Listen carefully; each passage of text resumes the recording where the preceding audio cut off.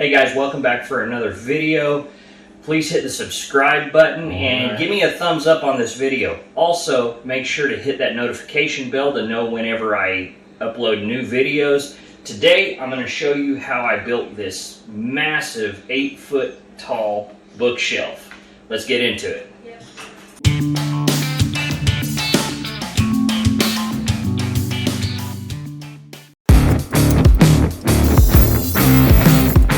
My wife and I have wanted for a really long time to have a great place to store all of our hard copy books and have a nice place to kick back and read or study.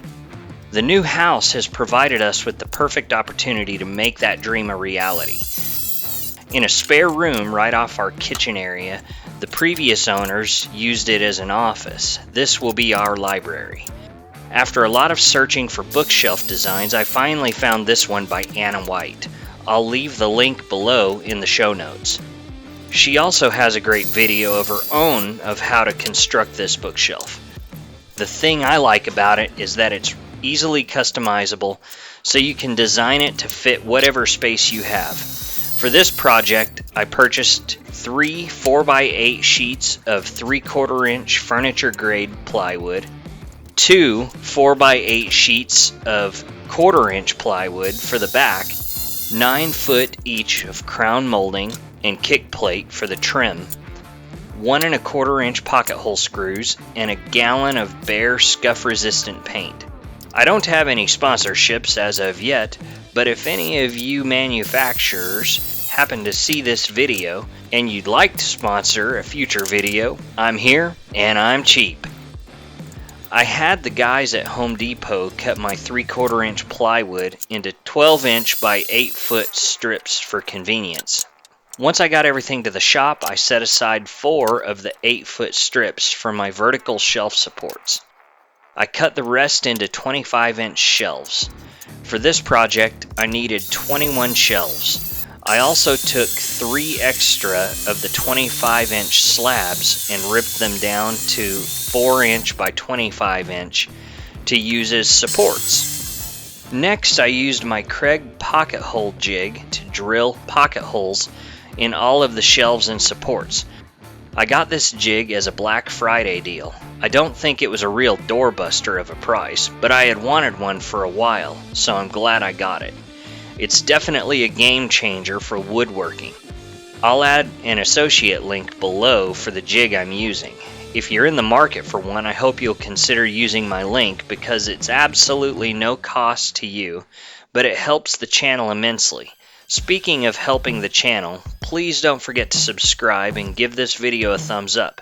Don't forget to hit that notification bell either, so you'll be notified when I post new content. Once all the cuts are made and pocket holes drilled, I sanded everything. This is easily the most time-consuming part of the build, but it's absolutely necessary if you want a professional look with the finished product. Alright, so now we're ready for assembly. Because this is such a large bookshelf, I opted to build it in place. I started out by attaching the bottom bracing and topmost shelf.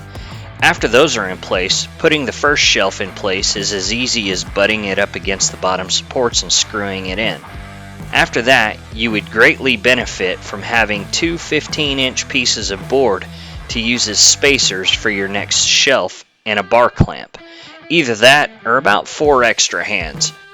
Next, just screw in each shelf, moving up until all the shelves in that bay are in place.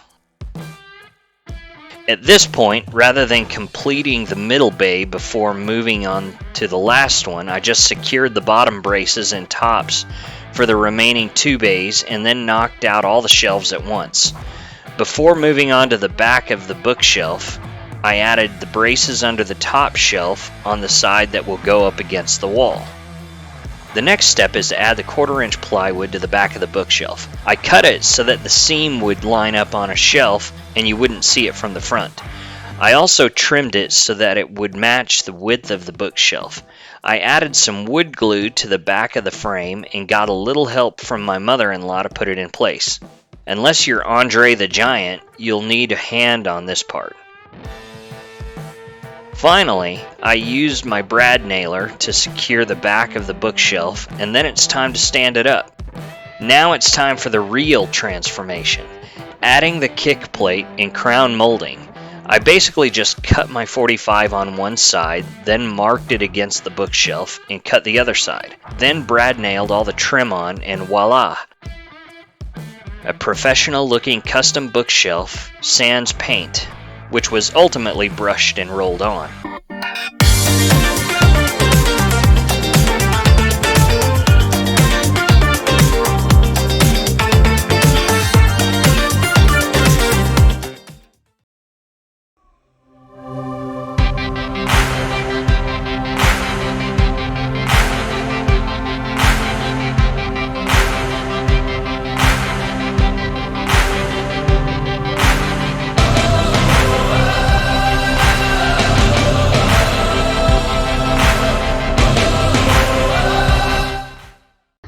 I'll tell you what, guys, I could not be happier about how that bookshelf turned out. It turned out way better than I expected. If I had to do it over again, I would definitely use my HomeRite Finish Max sprayer to paint all the parts before assembly. And if you haven't seen my video where I reviewed that little paint sprayer, I'll link it up in your upper right hand corner. So that's it for this video, guys.